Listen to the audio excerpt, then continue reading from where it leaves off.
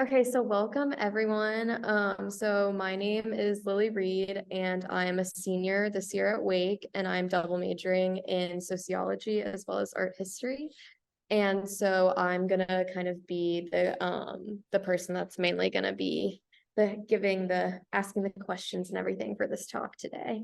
But I also wanted to go ahead and introduce my co-curator, Hilary. Hilary, if you wanted to say a few things about yourself before we get started. Hey everyone, I'm Hilary. I'm a sophomore, co-curator with Lilly for this exhibit. Um, and I have been interning with, I guess, Haynes Gallery for the past year and a half. Um, yeah, this was a really great opportunity to be able to work together with Lilly and Paul and Riley on this exhibit. So Yeah, and so all for the Zoom purposes, I'll give a little introduction from what I found about both of your careers, and then we can kind of go in and do some introductions for both of you as well. So Mitchell Anderson and Sarah Slappey are current contemporary artists and alumni of Wake Forest. Both Mitchell and Sarah are represented by Gallery Maria Bernheim in Zurich, Switzerland, with Sarah additionally represented by Sergeant's Daughters in New York City. Recent projects by Mitchell Anderson include solo shows in 2021 with Gallery Maria Bernheim in London and Gallery in Berlin, as well as multiple group shows in 2021 and 2022. And Sarah's recent exhibitions include a solo show with Sergeant's Daughters in New York City in 2021 and two solo shows in 2022 with Gallery Maria Bernheim in Switzerland and Koenig Gallery in Berlin. And her work exhibited in shows in 2021. So sorry, my German is lacking. it's not you. But welcome. We already did our introductions. And so I just wanted to then ask you guys a little bit about yourself, where you're from originally, and what brought you to Wake Forest as undergraduates, and kind of maybe what your first interests were with art and maybe other things you studied. So Mitchell, if you want to start. Oh, great. Yeah, I was born in Chicago, but I grew up mostly outside of Boston. And I mean we moved a lot. Then I lived in Pennsylvania. Why did I go to Wake? I got in. That's the reason. Out of 13 schools. Thing with early memories of art. Yeah. I mean, I grew up in Chicago. I always go with my grandparents. They'd always take me to Chicago, so I'd see that big that big ugly Picasso that's there, the haystacks by Monet at the Art Institute. I remember all of these things. Those are probably the two earliest memories of art. I don't know. I always wanted to be an artist. I don't know why I was so stupid. That's the end of that conversation. Did you Did I study answer anything everything? else? Yeah, did you study anything else at Wake, or were there any classes that interested you Oh yeah, I besides? had a minor in urban studies. That's what comes in use a lot. Yeah, always get your minors, and yeah, yeah. I study art history. My minor in urban studies. Yeah. Am I not? Yeah. Is that all? What are the questions? Yeah, that was great. Good. Keep going. Sarah, Um, want to introduce yourself? Sure. So I grew up in Columbia, South Carolina, and my early experiences with art, I always made art like kind of in a compulsive way. And I didn't go to an art museum until for the first time until I was 16, I think. And that was the art museum at the religious college in Greenville, South Carolina. What is that? Bob Jones. Bob Jones. Yeah. The art museum there is actually, from my recollection, very good, shockingly good. I don't know why.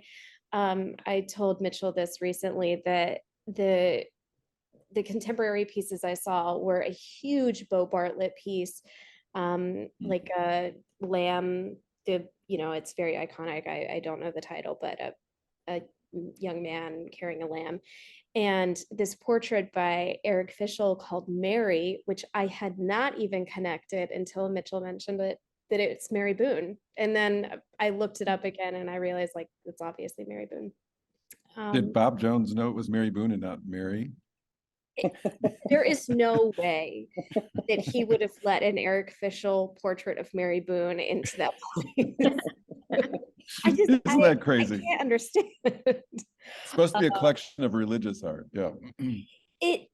I remember seeing Is that true? Yes. There was definitely some money flowing in that place. You know who must have sold that to him as a portrait of the Virgin Mary was Mary Boone. I can't imagine that they actually bought God. that piece. I bet. But I don't know. I have no idea. And then the next time I went to an art museum, like I couldn't even tell you, probably college. So you didn't go in Columbia? No, we didn't have an art museum at that time. Yeah, there was, because I worked There's there. one now, or I think it had just opened, because I went to I went to governor's school in South Carolina for not high school, but just the summer program. And we had some event there. So I remember going, but that museum is really lame. I check in on it every once in a while, but the programming is just awful. So I worked at the precursor to it, which was in an old house in Columbia before they moved to that downtown location. So when I was in school, I worked there. Their program, I can't figure it out. I don't know. I don't think it grew when they changed locations. I think it's still stuck in the 70s or something. Yeah. But so then I applied to Wake Forest because I wanted to kind of stay reasonably close to my family, but far enough away. And they had the presidential scholarship in art. And I thought, okay, if they're willing to give this much money towards the arts, then it must be a good art program. And so I got the scholarship. I applied, I went, had a great experience there. Paige Lachlan still is my main painting mentor. She's wonderful, even though I know she's not at the school anymore. And after that, 10 days after I graduated, I moved to New York, worked in the corporate world for a while, and eventually made my way out to graduate school at Hunter here in New York. And here I am now. And I actually did not have a solo show at Koenig. That's why Mitchell was laughing. That might canceled. My bad.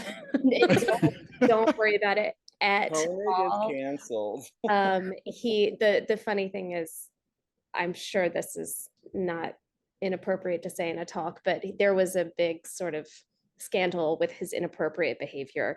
So possible, alleged. It definitely happened. And right, so everyone kind of he's been cleared in the German press in the last 6 weeks. And the person who wrote the article is being sued. Yeah. I don't know, man. I heard the rumblings before. Well, there you go. It's a story then. It's not 2018 or 2020 anymore. Do not get Mitchell started on Me Too. So I have a question, if I can just jump in for a second. Sure. For both of you. Other mentors that you had here at Wake, anyone stand out? Mitchell, you want to go? Well, there was you, Paul. There was of course David Finn. He's still teaching, right? He's retiring this year. Leanne was there. She was around as a mentor. I think she became more important afterwards somehow in my memory, but maybe I'm wrong.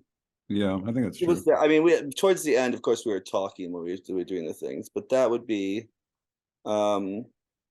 Paige. I only had a little bit of contact with while I was in school. I mean, yeah. I mean, Paul, I worked for Paul, and I had a billion classes with David, so those would be the main people, right? Yeah, and you did you helped curate an exhibition yourself when you were a senior, didn't you? Oh yeah, I got some of that. There was some kind of special money at the time. Do you guys still have that? No, you took it all. Yeah, yeah, exactly. All $800 to ship Right. that Yeah. Chris Chiappa chair across campus. Yeah. Yeah, Yeah. I curated a show. It's called "Shut 'Em Down: The Political and the Wake Forest University Art Collections," and yeah, and yeah, there's gonna be more talked about that. Yeah. Yeah, that was fun. I'll show you a And picture so, of it. yeah, I think I do have images somewhere. Sarah, how about you? Any other Um, outstanding painters? well, I'm kind of a real painter's painter. And so I mostly worked with Paige. Jennifer wasn't really teaching that much, or maybe she just started when I was there. So all my painting classes were with Paige. I had some classes with David. And since I felt a personal connection to Paige, my connection with David kind of fell into place. Yeah. And of course, I had Leanne, but not ever for drawing, only for discovering the avant-garde, which was an art Oh my history gosh. class. Yeah.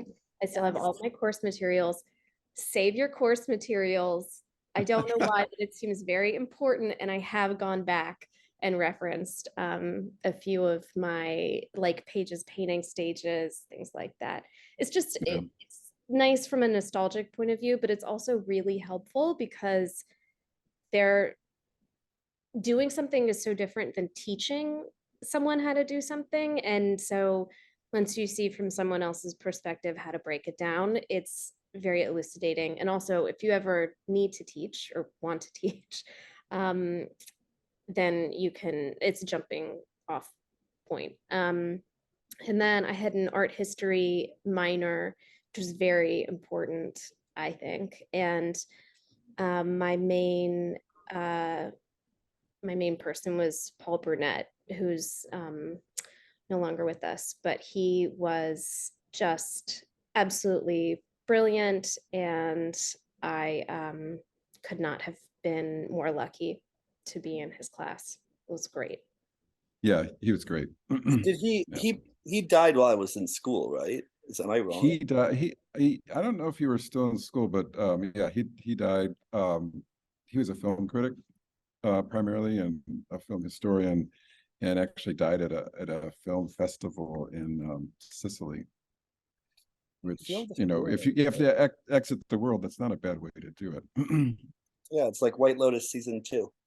Yeah, exactly. It's a little bit like that. I haven't seen it, but I do want to say that I loved this movie, Antichrist by Lars von Trier. And I was like, this is the first time I saw it. I was like, this is the best movie. It's so strange and powerful. And I looked up critical reviews of it. And one of the first ones to come up was Paul Burnett, like standing in a parking lot saying how awful he thought the movie was and how everyone in the theater was laughing at how bad this movie was. And it totally, now I haven't ever been able to watch it again because he was kind of my like art theory hero. And I thought, well, I'm such a That's noob. that. I don't know anything clearly. You know, the Oh only my thing, a piece of paper, it's so funny you kept all those courseworks because the only thing I have is this like 3 stapled pages of paper that David gave me like the last day before I graduated, which are like these tricks of how to make it in the art world. And of course I disregarded every single fucking one, Is and it now called look where I am. Sorry? Is it No, that? it was a YBA guy. I could look, I just don't want to stand up and get them.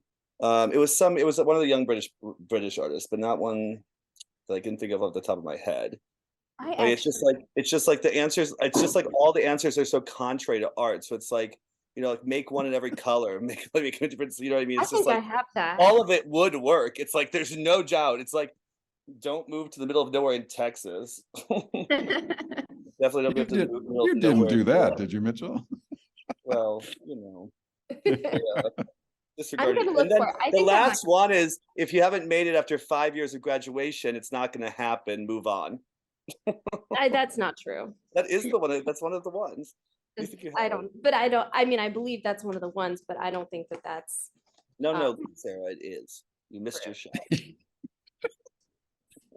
Anyway, Otherwise, I you end up in a have my course basement. material. I'll look for it, and I might even have a paper.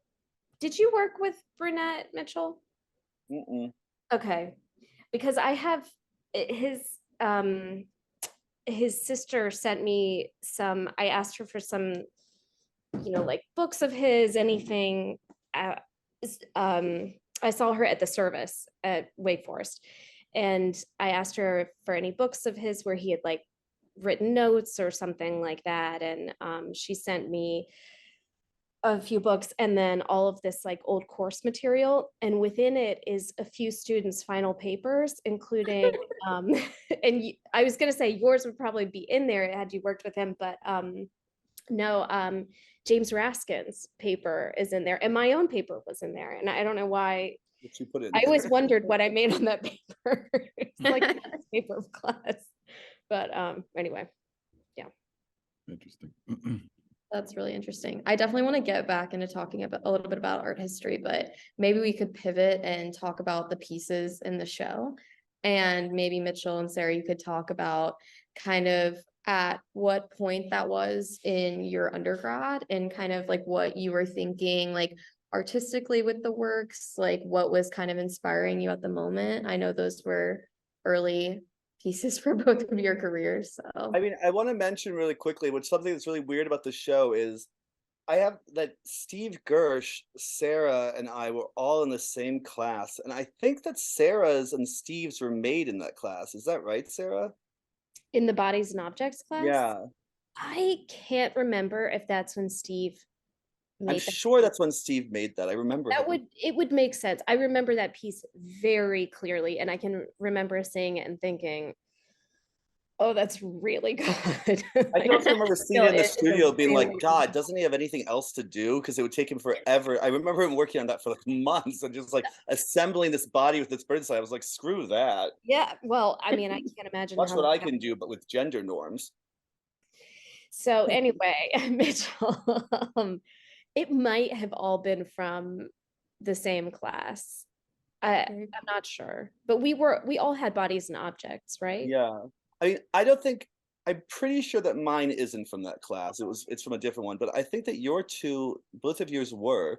But anyways, I only mention it because it's really funny that something was in the air at that moment that the three good students came out of this one like 2-year gap.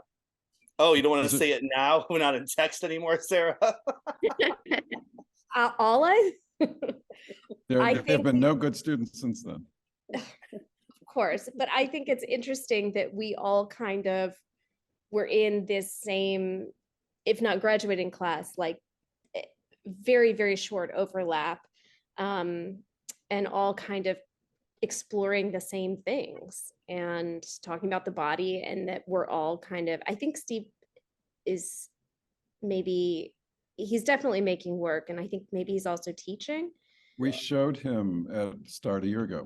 Then he came and talked. Amazing. Yep. And he had just gotten a new teaching position in the Kansas University system. I can't remember which. I think he's in Lawrence. Yeah. Yeah. Yeah. And I just bring that up initially because it's super it was super nice to see that work again, and nice to see Sarah's too. And but I think it's funny that the three of us were all, I mean, if we didn't make, I think all those works were made within 6 months of each other. Yeah. I would say so, yeah. Do you remember what you were thinking when you're working on those? Mitchell? I mean, it's like, what was I thinking? Okay, I know that I made this in a class in fabrication. I think it was the semester after we had this. Yeah. And it was a class where we would do, there was welding, there was woodworking, and there was fabric. And of course, there was little bits of scrap that we could experiment with each of them, but I didn't have the money for woodworking. I certainly didn't have it for metal. So, I mean, all I was left with was like string and like 50-cent fabric at like cutoffs at Walmart. So, I mean, that's how I remember I got into this. I definitely got way too much credit for being a male doing female's work at the time, right? This was like a big thing that I remember, and that was definitely part of the thinking. I remember when I did this is the second embroidery I ever did, which is something I'm still doing now. I still embroider, which is really weird that it came from this class and kind of from this piece. But I remember I was doing it at the Haynes Gallery, and Paul was like, "Yeah, you got a Tracy Emin book out recently?" And I was like, "Yes, I did, Paul." So I mean, I don't know. Now I look at it and I'm like, I don't know what the politics there exactly are. I was like, it must have had something to do with how there's more words to call a girl a whore than there is a guy an asshole. I mean, something like that. Yeah. I mean, I was 19. This is real teenage politics. Yeah. uh, that definitely would have been somewhat in the thought process. And then I was always, no, I know it's good, but I was always obsessed with this idea that the title could give so much more content. So this title, Pistil and Stamen, is also echoed in the image, you know, of this reproductive system of a flower, right? So that you have this dick and this vagina. Yeah, that was the thought process there, right? The And kind I of remember what? I remember stories of you like embroidering on the subway in New York and stuff too. I remember, you know what, my senior year, I went to George McCrae and Bob Knott, who was teaching the business and art class. I don't know if George is still there. Is he great? Yeah. Yeah. Gordon. Gordon. So, and I remember that I went up to them like halfway through the semester. And I was like, listen, if I don't get to embroider in class, I'm not coming. And I was like, I can pay attention and still talk, but I don't have enough time to get my honors show done in 2 months. So that's just how it's going to be. And I was like, I know it's not a business thing, but that's like, you're just going to have to tell the rest of the class it's okay for me. And they were like, okay. It was like, I really remember it was just like, oh, okay. It was just like, I don't know what we're going to do. It might shut me up for a second, actually. Yeah, Gordon. Yeah. Yeah, I mean, yeah. So you go, Sarah. You're a tough act to follow, Mitchell. So, okay, what was I thinking about it at the time? So I made the piece in a class called Bodies and Objects with David that we just spoke about. And I'm trying to think back to my thoughts at the time. I think I can only really see it through a lens of what I've been doing ever since and what I was already kind of doing at the moment and how it's all connected, which is about femininity, the female body, which are two very different things, as we know, and beauty in the grotesque. And I think there were 3 other pieces or a few other pieces that went with that one.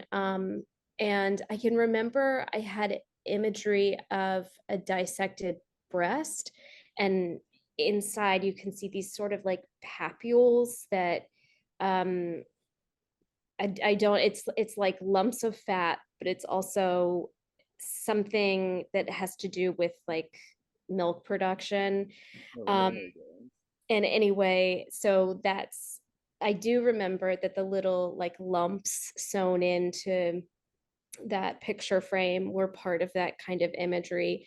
And it exists a little more strongly, and I think in one of the other pieces, and I did some painting work with that imagery, like talking about the female body, and again, the difference between like the pretty, the light, the angelic, or even kind of like sexiness mixed with the actual existence of a human body, which is like meat, and kind of figuring out what that almost like collaboration is between internal and an external body. So, and I've been doing that ever since. Okay, so we were just talking about the pieces. So I didn't know if there was anything else you wanted to add, like about the works themselves, or maybe if you wanted to talk a little bit more, not just about those particular works, but maybe some of your other favorite works that you did in your undergrad, or maybe if there was this kind of like moment that you kind of the like aha moment in college at all, where you kind of like found your style, like your oeuvre or anything. I feel like I just had a little bit of an aha moment really thinking about this piece, because I realized I have been putting in elements to my work that I purposefully hated for a long time. Like that little picture frame, I think is really grotesque, and like not grotesque in a dissected body, like breast tissue way. I don't really consider that to be grotesque, more like, you know, just anatomical, but that little picture frame and all of that I found at Goodwill, that huge one near the stadium. So for sculptors out there, that is a gold mine of raw material. But I really think that that little picture frame is so sad and like frilly and kind of disgusting looking. Like I would never buy something like that. It's like making fun of women to even make an object like that. And so I think the fact that I bought it, and even when I saw the picture of it recently, I thought, oh, that's good. Like, I can't believe I found that thing. It just reminded me that, yeah, I've been putting things into my work that I really, really detested for a long time. And even right now, I've been painting these earrings in paintings, specifically heart earrings. And I am not a heart earrings person. I think heart earrings make you look like you're a joke of a person. And unless you're wearing them very sarcastically, I think that they're stupid and disgusting. And yet I cannot stop painting them. So there's something there. And so maybe my aha moment, sometimes I think in art, as a maker of art, you don't want to answer your questions. You just want to sit with your questions for as long as possible, because once you answer them, it sort of ceases to be interesting. So I'm not going to work too hard on trying to figure out why I'm doing those things, or I'm interested in kind of like sticking my finger into whatever wound that is. And I'm just going to stay there until I find it uninteresting. So you and Mitchell have kind of met then. Yeah, You've it's come true. to a similar point. It's true. Yeah. Hey, Riley, Hilary, Lily, can we see your earrings? Oh my gosh. I did not even, I'm so sorry if anyone is wearing heart earrings. No, not offended at all. I own heart earrings too. To paint. No, like, because I feel like it's akin to wearing something, you know, it's the ugly beautiful. I don't know. It's like the Umberto Eco book on ugliness. Like it's all those medieval era paintings of ugliness that is so, it draws you in more than anything else. So next time we see you, I know what to bring. Oh yes. Please bring me gold heart or silver heart earrings. Ooh, okay. The cheaper the better.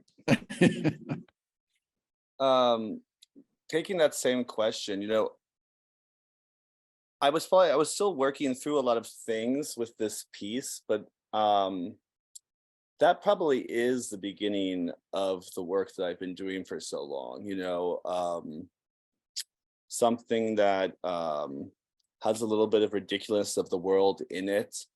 I don't know, at the time, you know, I was such an obsession with embroidery as what it meant for me to be doing it, that I didn't realize that the real interesting thing was the labor of doing it, the physical act of drawing in time and drawing in space. And now I've been doing it for, fuck me, I'm gonna start crying, 20 years. I mean, 19 years. And of course it moves back faster. I mean, that piece would have taken me forever to do back then. I really remember that it would have been like a nightmare. Also, it looks awful. I mean, like I can't believe how bad my handwriting was, how I couldn't plan. Now I can do it like while I'm watching a movie without even seeing it. And it's something, I mean, embroidering text is something that I just finished a piece 2 weeks ago of doing. It's something that I returned to. Because it has this, it's like handwriting, but handwriting with this element of true labor to it. It's something that when the human eye sees it, they know that it wasn't done by hand embroidery. Looks different than machine embroidery. And so when the human eye sees it, they know that time went into it. So, it's not, nowadays, it's not always mine. I'm willing to harness somebody else's time. But I think that begins right there in that piece. Yeah. I don't know. I really do want to underline that point, though, that Mitchell just said. There is, I think I thought that I would wake up one day and a new body of work or a new way of being, a new way of painting would just kind of fall upon me. And it really is always in you. You kind of can't, it's like this tide or like, what is it called when you get pulled into an internal like river channel in the ocean? A riptide. Like a riptide, I guess, Yeah. or like an airstream or something that you're just always in, you can't get out of. And so the work that you're making right now will always be connected. And I think the sooner you let yourself like just become that and lean into it, the easier your work will be, and the more work you'll make and the happier you'll be at the end of the day. Let's not get into happiness with these people.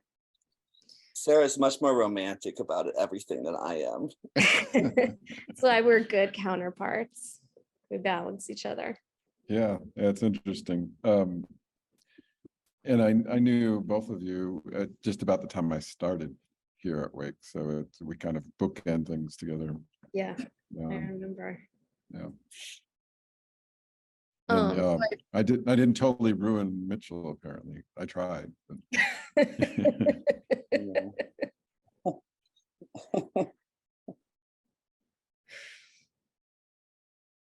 so yeah, so I ahead. just wanted to go back because Sarah, you mentioned that you were an art history minor, and you kind of said how really you felt how important art history was to the impact of your future artistic career.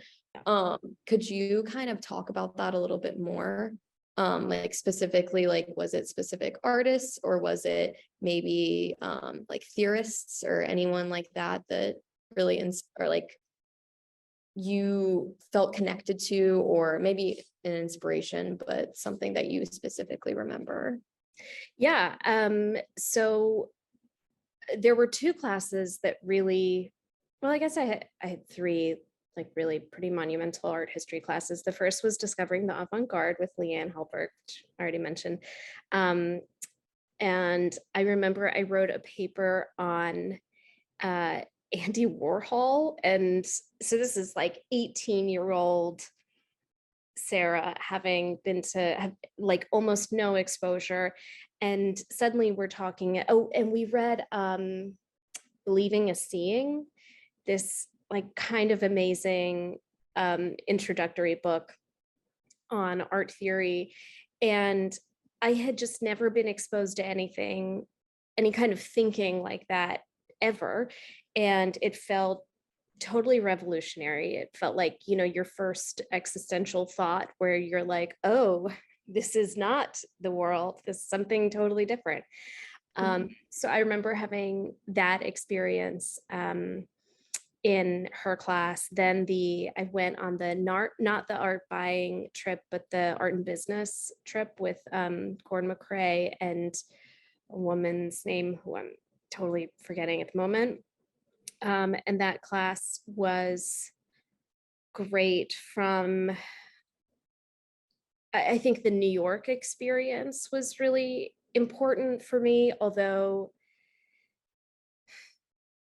I have reservations on, I think that artists and art historians need to know about the market, but I think that the art market is completely separate from art, period. And even, you know, when I see big university collections forming and charity events and the weight that people put into the market when they're building a collection, that is very concerning to me, because that is not the art world whatsoever. And so I think that having that experience was a really, really good introduction to the art world. And then from that moment, I could define what is making art, what is being among artists, what is thinking about art from like the capitalism of art. And then the last class that I felt like was really important was, again, Peter Burnett's class on visual culture. And that was I had taken a philosophy class, like an intro class that was, you know, Socrates and Cartesian theory, but we like dove right into what I still think is pretty high level theory with, we read through Foucault and Derrida and Benjamin. And again, it was like a brain explosion happening every single day in class. And it was a very small class for only 4 of us. And I still have all of my texts from that class. And it set me up, honestly, for graduate school. It took me I was out for maybe 9 years before I went back to graduate school, but it set me up really adequately to go to graduate school and speak in classes, because I realized, oh, everyone else has this same knowledge. I would have been behind had I not had that experience. And it gave me the ability to think around art. I don't think that you can apply that kind of theory to art making, but I think you can apply it to the type of thinking that you need to do in order to look at art and to obliquely make better art. Yeah. So yeah, like Mitchell said, your minors are important, and I would encourage anyone to get an art history minor.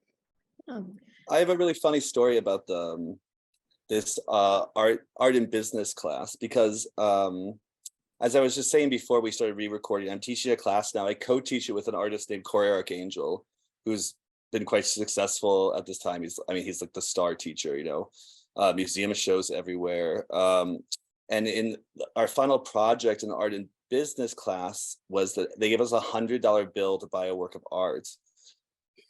And I bought 4 works by Corey Archangel, and I remember he was like just some 23-year-old, right? And I was sending him emails at the time being like, if you don't send me these works, I'm going to come to New York and kill you, because I'm going to film my class. Because Gordon was like, if they're not here, it's not here. And he still remembers this to this day, that all of a sudden I end up teaching a class. So it's so funny that in many other ways, that class is very special. Way too focused on the wrong thing, but very special.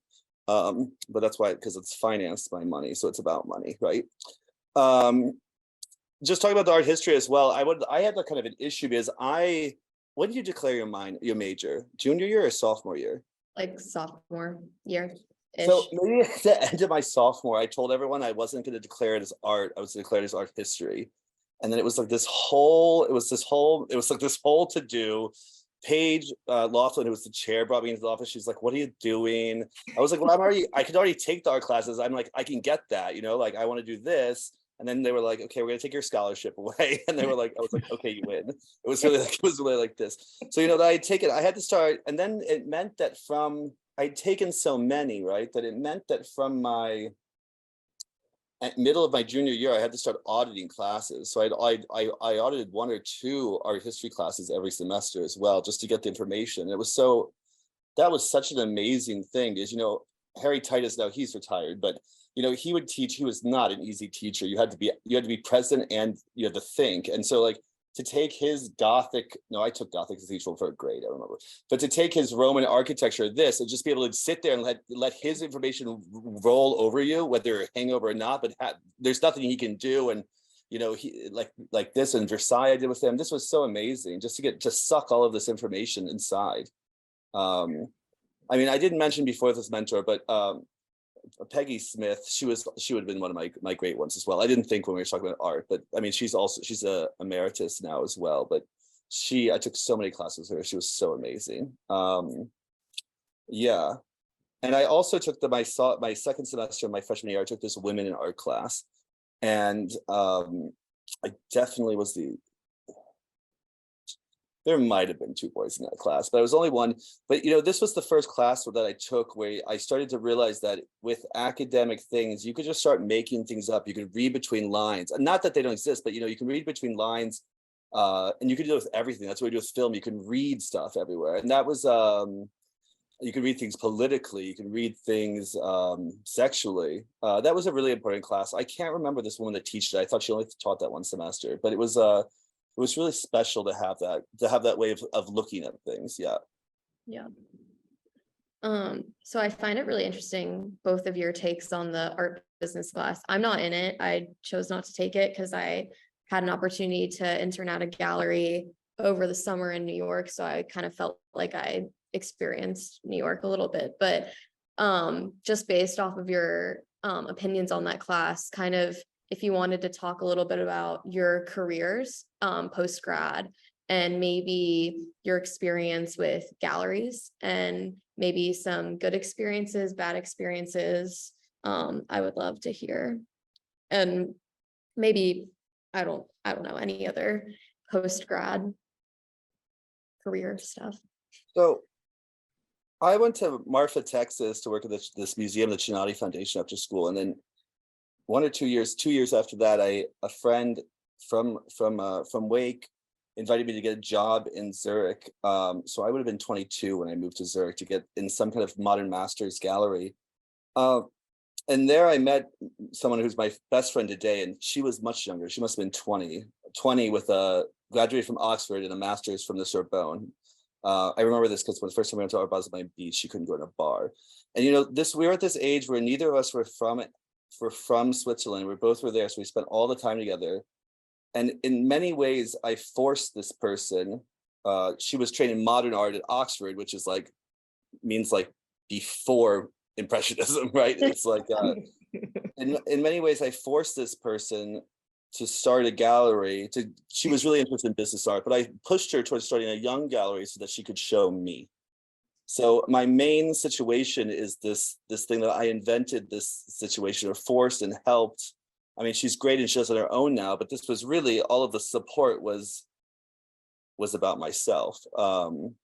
So it's a very unique situation, right? Yeah. I don't know. I think it's an interesting way, you know, you always say that your friends, you know, you can build up each other. I think that's a similar way of doing it, right? But in many ways, that's a really bizarre thing that happened there. Yeah. Cool. And that's Maria Bernheim, who, yeah, that's Maria Bernheim. who represents us both in Zurich. Yeah. So you started pushing her that way. What? You started pushing her in that direction. Yeah, I mean, she was, when I first, you know, she was doing like Monets and Degas and stuff like that. So I was like, why don't you make a lot less money? Thank you, Mitchell. Yes, that's very helpful. So then how did Sarah then get involved? Because now I hadn't talked to Sarah for many years.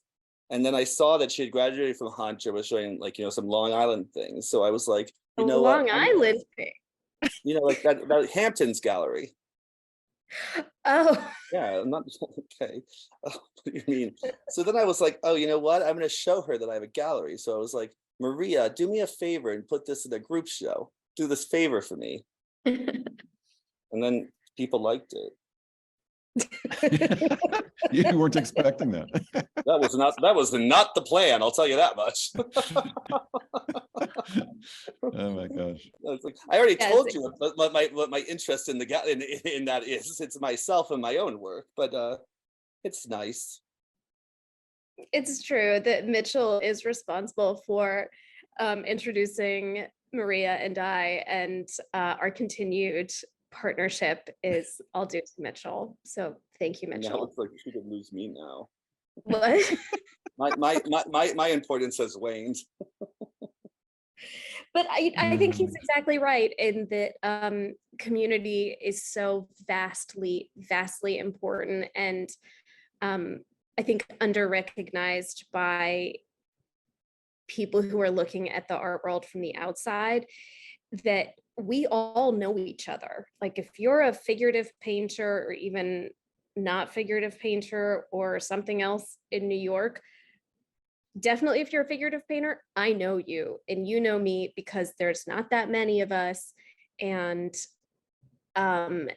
it's not it's not like you can have really bad behavior within a small world like this. And I think people who are looking at the art world from the outside and thinking about it from that like strictly like monetary point of view or market point of view, forget that they're the people behind it, the people making the work are connected in a way that doesn't have to do with the economy, and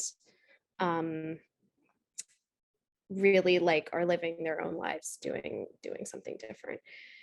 But so my post grad life, I moved to New York immediately with no plan at all. I was subletting an apartment with a friend of mine in Williamsburg. We shared one room and there was a twin bed in that room, and I had an air mattress, and we switched off every other night who got the bed versus who got the air mattress. Shut up. And I did that for 2 months. And the plan, she was only going to be gone for 2 months. So the plan was that I'd be up here, I'd kind of like feel it out. Cause even at that time, I thought if I'm going to be an artist, I've got to be in New York, which unfortunately is kind of true. You have to be in a really big city. New York, I think is the best place aside from LA. But really New York, like if you want to, there are many different kinds of careers that a person can have, I should say that, but the kind of thing that I wanted going to graduate school, I wanted to be in New York. And one of those careers is not better or worse than the other. It's just a different kind of thing. So anyway, I came up, this was pre-2008, this was 2006. So the economy hadn't yet crashed. And I went to a temp agency and said, can you do you have any openings anywhere? I thought I was going back home to South Carolina after these two months. And they said, yeah, we have this assistant job open at Coach Leather Goods. Are you interested? And I was like, Coach, yes. So I started there, and then they hired me full time, and I stayed. I became a designer after a year and a half, and I was there for 6 years total. And it like ground the soul out of me. I had nothing left. I had nightmares about it every other night, that I'm still back in that job. And I think if you can do it, if you're a corporate kind of person, if that's structure and the like beautiful benefits you have, if that calls to you, then you will absolutely be successful in it. I'm not that kind of person. And so I eventually one day I just quit. I just left. And then I worked for a gallery for a year as an intern. So I was getting paid like $10 an hour. And during that time, I was painting at night anyway, the whole time. And during that time, though, I really focused on making a portfolio for graduate school to apply to grad programs. So that's what I did.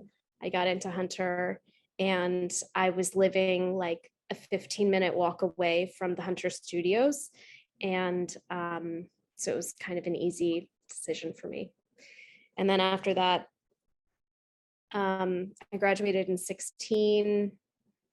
I had my first solo show in New York in 2018.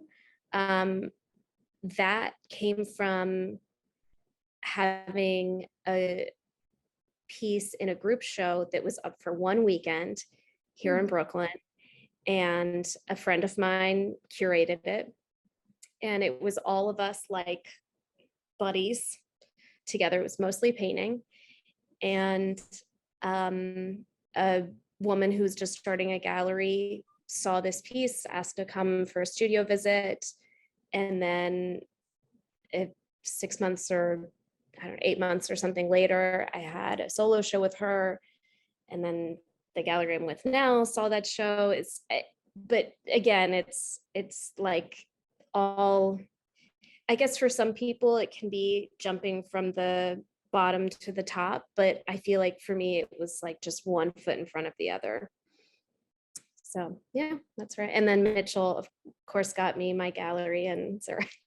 Yeah, I didn't want you to show there. I just got you in the group show. Now he's upset. It's out of your hands now. Now it's out of my hands. So for both of you now, so like we're now in 2023, are you full-time artists, or do you have any side gigs, or do you take up any other hobbies besides art? I am a full-time artist. I have taught in the past. Teaching, I'm sure Mitchell can tell you, it's so exhausting. So I really admire. Sucked out of your body. What? So it's like having the soul sucked out of your body. Well, it's so you have to give so much of yourself that it's really difficult to do that for like many hours in a row. It's just, it takes a lot of energy. But right now I don't do anything else. And when I say that, I mean, I like really don't do anything else. I don't even have any hobbies. So that's something that for a life balance thing I need to work on.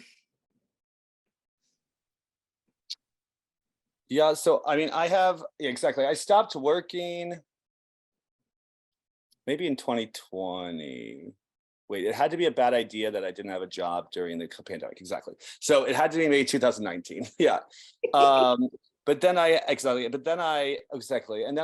and got my master's. I did it in 1 year. There was some kind of agreement. And then 6 months of that was COVID. So it was like the easiest master's that was ever received by a human being on the planet.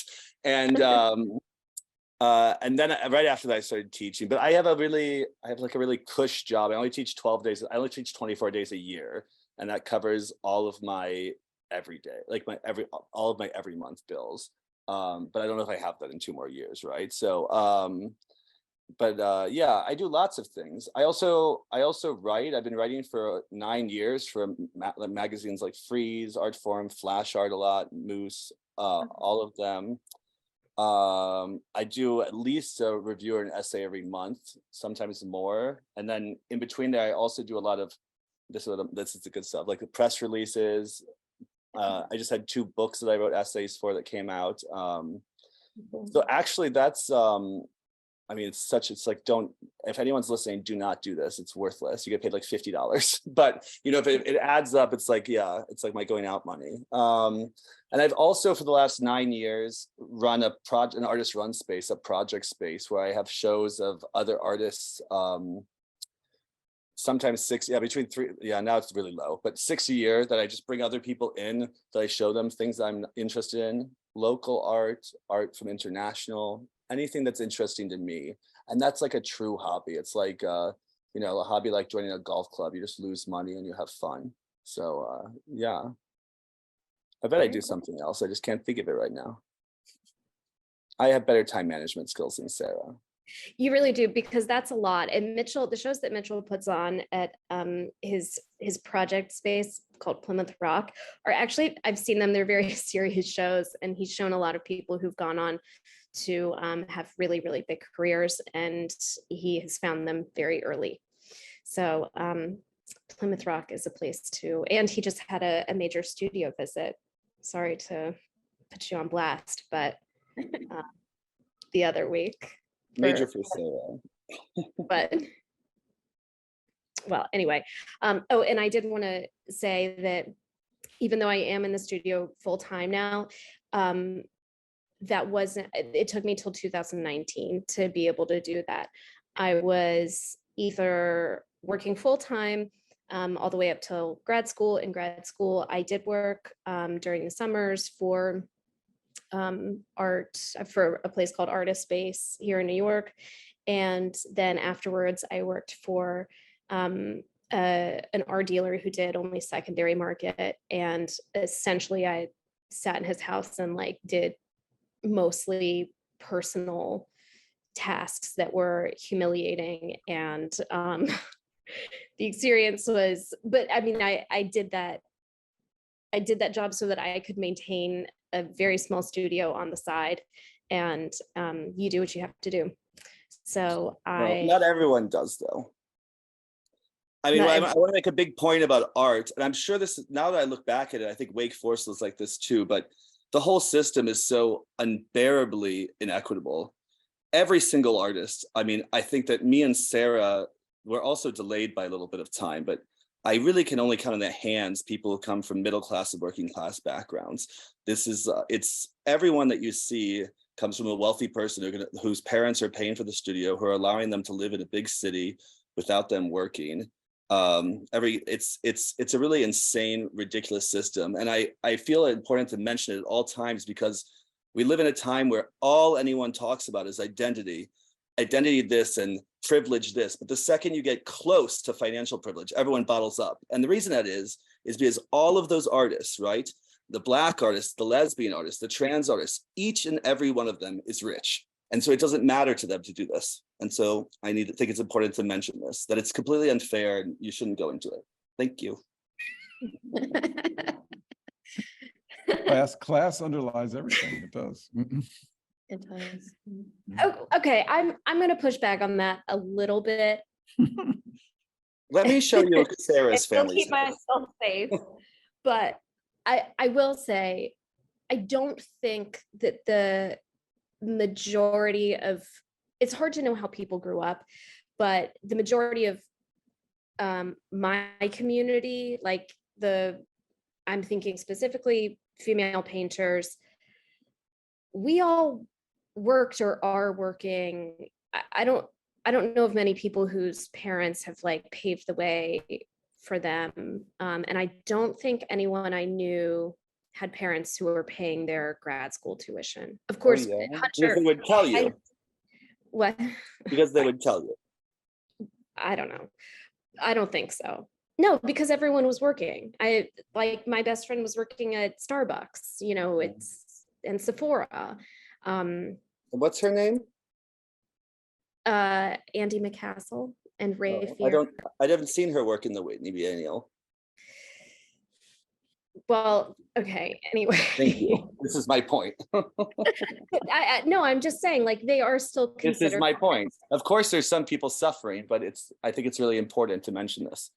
I do think it's important in the sense that people need to temper their expectations and know that it's not an equal playing field. It's especially not an equal playing field if you just get to have a studio and you get to be there all day, every day, and your bills are paid. And,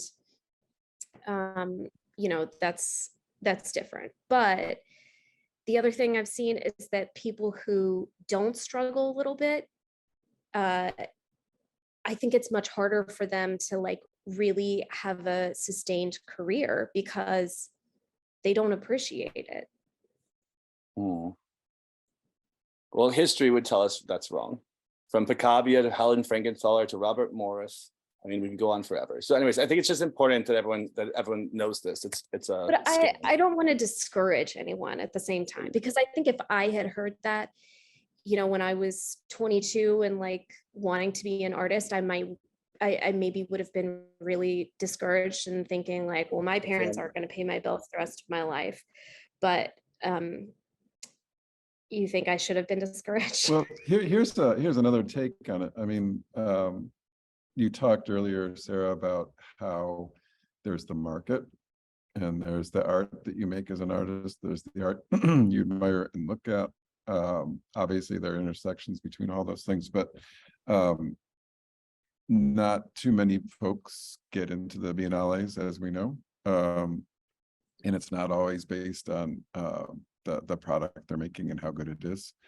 It's about the connections and the class issues. But I think the thing to tell young aspiring artists is that it's unlikely you'll reach those heights. It's less likely if you do come from a different class background. But what's important to you is making the work the most important thing to you. And if it is, and if you're willing to accept less spotlight on what you're doing, hopefully showing it, but not probably in the biennales. If that remains important to you, then what I've always tried to do is help those people find a way to incorporate that into their lives where it's a major part of their lives, if that's what they want to do. I mean, I'm speaking a little bit from my own experience too, right? I've continued making work. No one hardly knows I'm doing it, but I continue doing it. And I know I'd be probably a crazier person if I didn't make it. You might have to institutionalize me. So, I think there are levels of art and, art making and being an artist too. Yeah. So there's 2 cents for you. Right. Yeah. No, I certainly agree. There are many different ways of being an artist, but I do think that, yes, privilege is indeed like a huge component of it, but it's not the sole gatekeeper. And so I think that being attractive is. Now I want to talk about beauty privilege. My God, Michelle. This one's also quite important. I do want to be mindful of our time, and I feel like we're kind of coming to a natural conclusion here. So I'm going to go ahead and say if there are any last pieces of advice that you want to give to Wake Forest students, young artists, old artists, or any general musings about your work, I would love to hear those final thoughts. Mitchell? Yeah, don't be lazy. You got 24 hours in a day. It's you can do a lot. And when you do a lot, people will see something if you force them to. I'm actually going to take that advice myself. If you do a lot, you force people to see something. I think that's brilliant. So I would say for a younger artist, like someone just graduating, don't go to graduate school right away. Wait. Make sure you can make your work on your own without the structure of a classroom environment, because you're never going to have the structure outside of grad school again after you finish. So you have to kind of cultivate that thirst and desire and just ability to like get up and go for yourself. Also, the longer you wait, the more you'll be able to have some seniority in whatever job you're in. So if you're working during grad school, part-time or even full-time, the work that you do will be for a higher wage per hour, and you'll end up being able to pay more of your bills with less work as you go along. I think that's really important. It buys you more studio time. And then afterwards, the big thing that's helped me that I keep in mind is quantity breeds quality. And I read a statistic somewhere that just really rang true with me, that 70% of your work will be good, will be adequate. 10% will be absolute shit. and you think that you're a total failure, you will never make a good piece of art again. And then 20% will be absolutely sublime. And in order to get to the 20%, unfortunately, you have to make 80% of the rest of it. Like there's just no way around it. It's a job, it's work. And if you show up, it will happen. I just want to say one last thing too. In Europe, grad school only costs like $2,000. Right. Good job. So Well, that's great. Thank you so much, both of you, for taking time out of your days to talk to us. I hope that people will watch this and gain some new knowledge, and maybe it'll be art history majors, and hopefully a lot of studio art majors will watch this as well. But I'm really happy that we were able to incorporate both of your pieces into the show. I've had a lot of positive feedback, which has been really exciting because it's Hilary and I's first kind of dip into curation. And so I think it was really cool to show your pieces in this kind of time span of 30 years of the student art collection at Wake. So thank you so much. Well, thank you. I appreciate you including us both. Yeah.